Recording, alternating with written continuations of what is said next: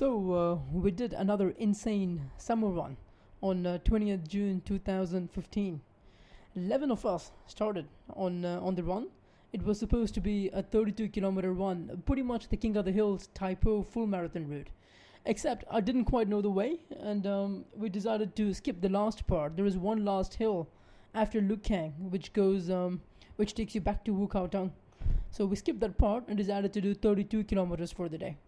Initially, I thought it would take about 6.5 hours or a maximum of 6.5 hours. But it ended up taking us 7 hours and 45 minutes or something of that sort. It was pretty much an average of 4 kilometers per hour. But I can tell you why. It was very, very hot. So Rupert had a watch, the Phoenix 3, which told us that it was 37 degrees at its peak today. And 31 was the coolest it was. It was super hot. Out of the 11 people that started, only 4 finished. Steven, Rupert, me, and Milos. Milos, a tremendous improvement over last year. The guy finishes all his runs now. And Steve looked like a wreck. There were definitely moments where I thought he would not finish, but he did. He managed to pull through at the very end. And as you can see, I recorded this at a restaurant in Lukang right after we finished.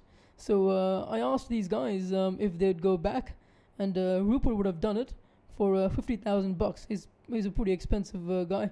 $50,000. What it was going to take for Rupert to go back to where we started, which was Taiwo.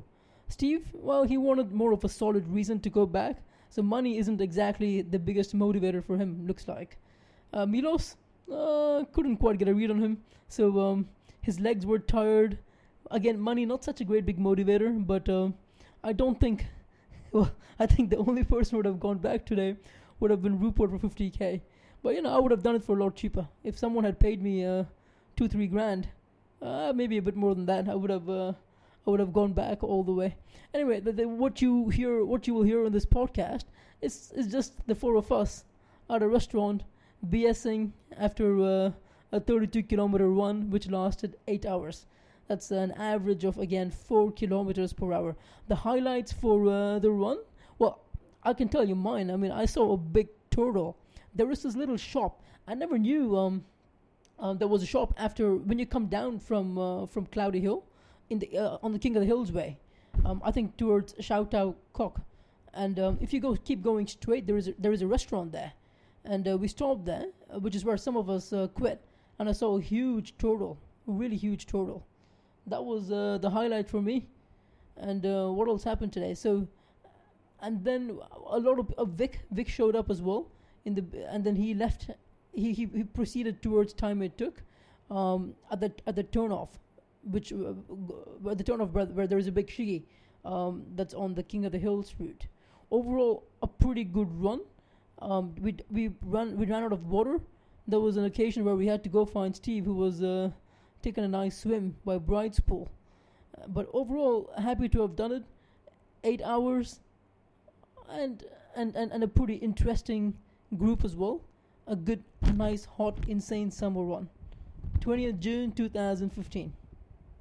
Right, so introduce yourself, please, and tell us about the run. My name's Stephen. Okay. Is that all you're going to say? The run was very, very tough. What was difficult about the run? The heat. And how did you cope with it? By slowing right down. Would you do it again? Ooh. Maybe. I do it every weekend, actually, so... Yeah. Would you go right back? Would you go to the start right now? No. What would it take to make you go to the start?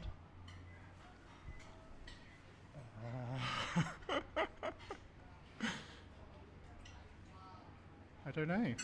The willpower. What about materialistic sort of an incentive? Money. Yeah. How much money? Yeah, how much money? 50,000. So anything Am below I fishing or what? so anything below 50,000, you wouldn't do it again. By yourself, going all the way back.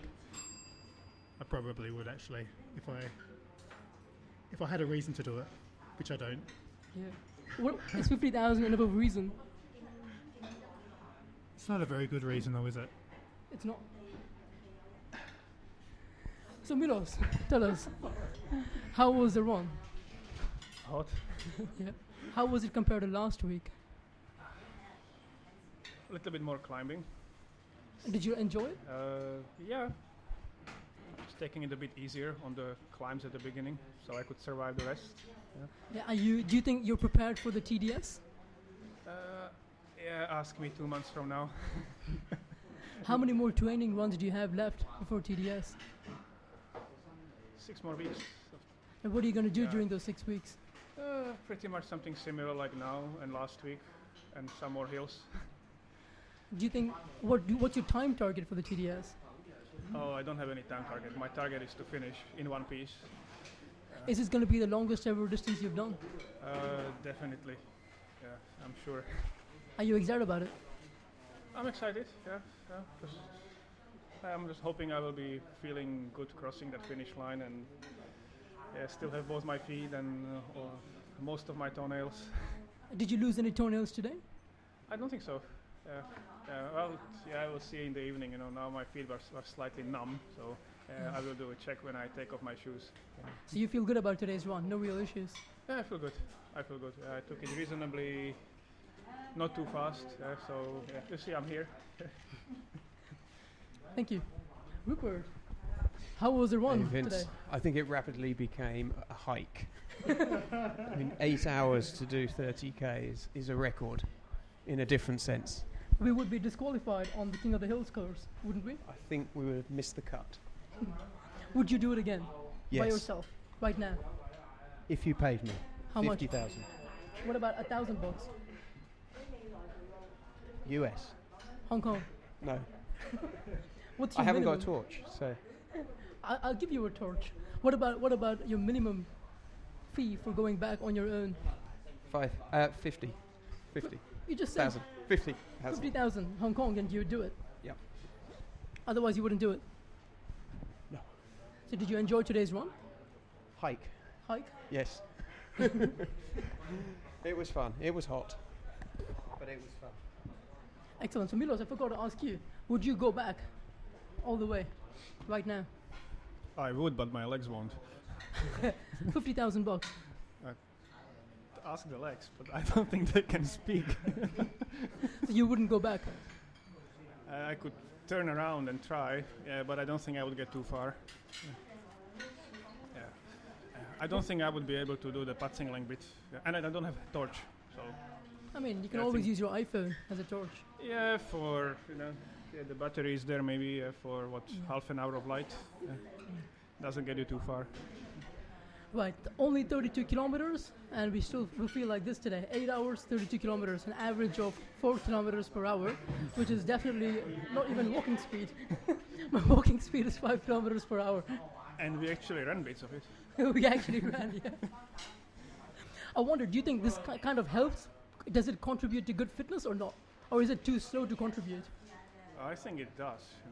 It's hot. So you still have to do the distance. And we were definitely faster than most of the hikers probably all the hikers that we passed. Otherwise, we wouldn't be passing them.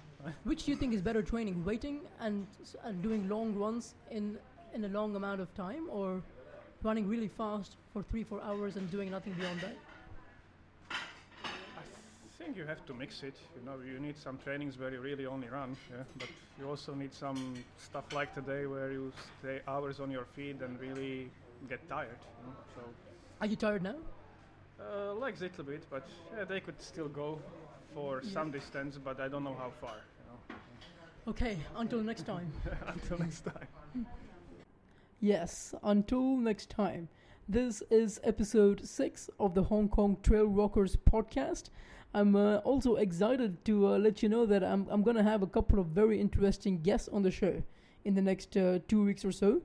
If you have any feedback, if you'd like to see a particular guest, if you want to tell me how to do my interviews better, please reach out to me. My email address is vince, V-I-N-C-E, @techotech.com. That's tek.com. You can also leave a comment on the iTunes page or simply on my website, which is hikeinhongkong.com. That's HIKEINHONGKONG.com. Thanks for listening. Until next time, this is Vince signing off. Thanks.